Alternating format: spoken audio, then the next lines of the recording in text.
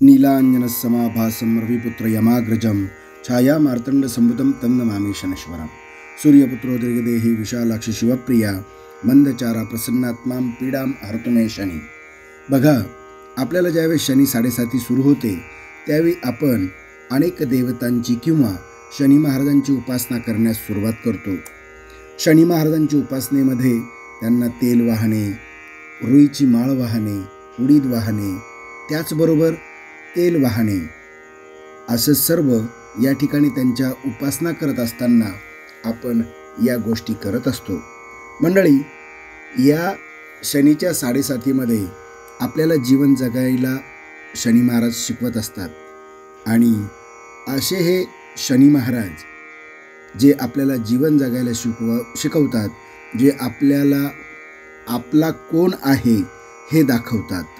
या भौतिक जीवनामध्ये त्याचबरोबर विविधतेने नटलेल्या या जगामध्ये अनेक प्रकारच्या व्यक्ती आपण पाहत असतो आणि या सर्व व्यक्ती ज्या आहेत त्या शनी महाराजांच्या 7:30 ग्रासलेल्या ह्या वेळोवेळी असतातच। आणि म्हणून अशा ह्या शनी महाराजांची जन्मकथा ही आपण आज पाहणार आहोत। ही जन्मकथा ऐकल्यानंतर आपण जो काही आपल्याला 7:30चा त्रास आहे त्या त्रासातून आपल्याला नक्कीच मुक्तता मिळेल किंवा शनी महाराजांचा आशीर्वाद आपल्याला मिळेल। चला तर मग आपण आज शनी महाराजांची जन्मकथा पाहणार आहोत। धर्मग्रंथांमध्ये न्यायाची देवता म्हटली की शनी महाराजांचं आपल्याला आठवण होते आणि या न्यायाची देवता म्हटल्या जाणाऱ्या शनिदेवाच्या जन्माशी संबंधित कथेला खूप महत्त्व आहे। शनिदेवाच्या जन्मकथेबद्दल आपल्याला पुराणांमध्ये वेगवेगळे वर्णन आढळते। शास्त्रानुसार आणि धर्मग्रंथांनुसार शनिदेवांचा जन्म वैशाख वद्य अमावास्येला झाला होता, म्हणून आपण या तिथीला म्हणजेच वैशाख वद्य अमावास्येला त्यांचा जन्मदिवस साजरा करत असतो। शनिदेव हे सूर्य आणि छाया यांचे पुत्र आहेत। शनीचा स्वभाव सूर्याच्या आणि इतर पुत्रांच्या स्वभावाच्या विरुद्ध आहे।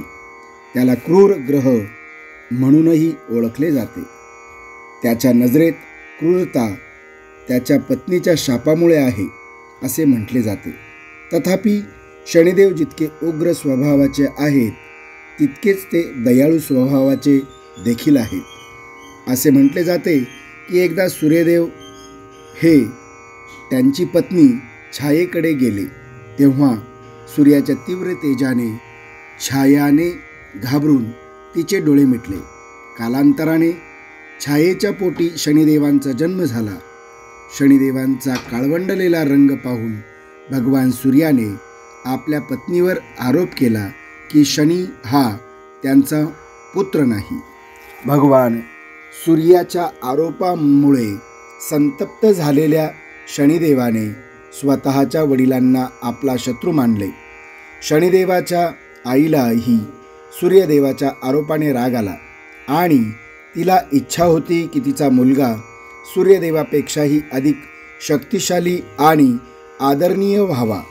आईची इच्छा पूर्ण करण्यासाठी शनिदेवाने वर्षानुवर्ष उपाशी आणि तहानलेले राहून शिवाची पूजा केली। शनिदेवाच्या तपश्चर्येने प्रसन्न होऊन भगवान शिव यांनी त्यांना वरदान मागण्यास सांगितले। बघा, शनी महाराज हे त्यानंतर शनिदेव म्हणाले, युगानुयुगे माझी आई छाया पराभूत झाली आहे। तिला माझे वडील सूर्यदेव यांच्या हातून खूप छळ सहन करावा लागला आहे, म्हणून माझी आई इच्छा करते की मी माझ्या वडिलांपेक्षा अधिक शक्तिशाली बनू। भगवान शिव यांनी शनिदेवाचे म्हणणे ऐकले आणि त्यांना आशीर्वाद दिला की तुमचे स्थान 9 ग्रहांमध्ये सर्वोत्तम असेल। तू पृथ्वीचा न्यायाधीश आणि दंडाधिकारी होशील। सामान्य माणसांपासून ते देव, दानव, सिद्ध आणि सापांपर्यंत सर्वांना तुमच्या नावाची भीती वाटेल। म्हणूनच असे म्हटले जाते की जेव्हा शनिदेवाचा कोप एखाद्यावर पडतो तेव्हा तो व्यक्ती नष्ट होतो आणि जेव्हा शनिदेव कोणत्याही व्यक्तीवर आपले आशीर्वाद देतात तेव्हा तो रातोरात धनकीर्ती आणि वैभवाने भरलेला असतो. म्हणून असं म्हटलं जातं की शंकराच्या वरदाने गर्व रावणाने केला, 7.5 येतात त्याशी समूळ नाशाशी नेला. बघा, रावण एवढा मोठा होता तरी त्याला शनी महाराजांची 7.5 आली आणि त्याचा समूळ नायनाट झाला. मंडळी, आपण तर सामान्य व्यक्ती आहोत. आपण ह्या भगवान शनी महाराजांच्या जयंतीच्या दिवशी आपण शनी महाराजांचे दर्शन घ्यावे, त्याचबरोबर त्यांची सेवा करावी, पूजा अभिषेक करावा, त्याचबरोबर शनीचे दान शनी महाराजांना अर्पण करावे, जेणेकरून त्यांची कृपा आपल्यावर होईल आणि आपण 7.5च्या त्रासापासून त्या ठिकाणी आपल्याला मुक्तता मिळेल. मंडळी, या वर्षीची शनैश्वर जयंती ही दिनांक 26 मे 2025 रोजी सोमवारी आहे. या दिवशी आपण शनी महाराजांचे दर्शन करा आणि शनी महाराजांची सेवा करा.